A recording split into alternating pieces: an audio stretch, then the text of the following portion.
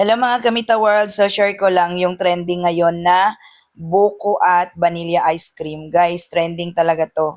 So ngayon guys, bumili ako ng tatlong buko at yung selecta na ice cream vanilla. Super thick. Pero guys, kung wala namang selecta na ice cream na malapit sa inyo, basta vanilla flavor, try nyo guys. So, ang sarap niyan guys kasi hindi na, kumbaga wala nang condense, wala ka nang ihahalo na mga all-purpose cream, ganon. Wala nang masyadong gastos. Kumbaga yan lang yung ice cream ang ihahalo mo sa buko. At ito guys, mas masarap din siguro pag nilagyan to ng nata. Nata at depende sa inyo, lagyan nyo ng kaong or lagyan nyo ng mga prutas, depende, magdi-DIY kayo. Ayan, pwede naman mag-experiment kayo ng ibang menu.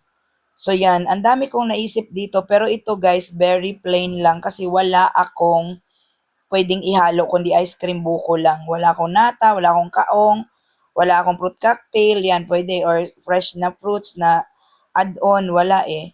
Ito lang talaga. Pwede rin siguro to guys lagyan ng pandan gulaman. Feeling ko para pandan na siya, buko pandan.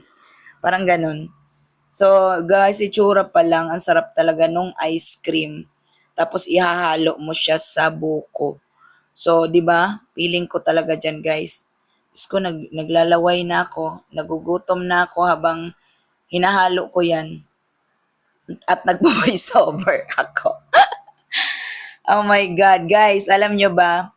Nilagay ko pa siya dyan para kunyari ang sobra ilagay sa rep. Pero guys, nung natikman ko na yan, nung habang inaano ko, sabi ko, Diyos ko, parang, oh my God, gusto ko nang kumain. Kasi ito guys, ang kagandahan dito, instant. Hindi mo na palalamigin sa ref kasi malamig na yung ice cream eh. Kung maihahalo mo na lang yung buko. At ayun na, instant na. Meron ka ng buko salad na ice cream lang ang hinalo. Depende sa inyo guys ha, pwede nyo tong haluan ng nata, pero wala eh, wala akong nata. Pwede rin lagyan to nyo ng, anong tawag niyan, yung dry, grapes. Ayan, pwede nyo yan lagyan. So, ayan, raisins ba yun?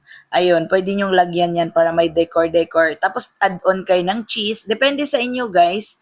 Pwede rin siguro cheese ice cream na to. Ayan. So, dahil trending nga si vanilla ice cream, yummers guys, lami kaayo siya guys. I-try nyo, bumili na kayo. Lalo na ngayon, tag-init ngayon. Tapos partneran nyo ng something dito. Or kahit pagkatapos nyong kumain, gawin yung dessert. Sarap niya guys, yummers. Tingnan nyo naman, Diyos ko. Halong-halo na. So, marami pa kasing buong ice cream. Pero hindi ko na naano niyan guys dahil hindi na ako makapigil. Nagsandok na talaga ako niyan dahil gutom na ako, naglalaway na ako habang hinahalo ko siya. Kaya guys, pagka kayo ay gusto nyo ng hindi nyo na kailangan. Alam nyo, malaking bagay ito sa mga walang ref. O halimbawa, kayo, ang tawag niyan, mag-outing kayo, yung mag-swimming kayo, or ganito, eksena. O di ba? Hindi nyo na kailangan magpalamig sa ref, gantong lang, mag-picnic kayo, ganito lang, hindi nyo na ilagay sa ref. Bili lang kayo ice cream, bili kayong buko. Tapos ayun na, picnic na. So, diskarte lang. Kaya yan guys, bili na kayo. Ang sarap nito, promise. Tingnan nyo naman yung ambience ko.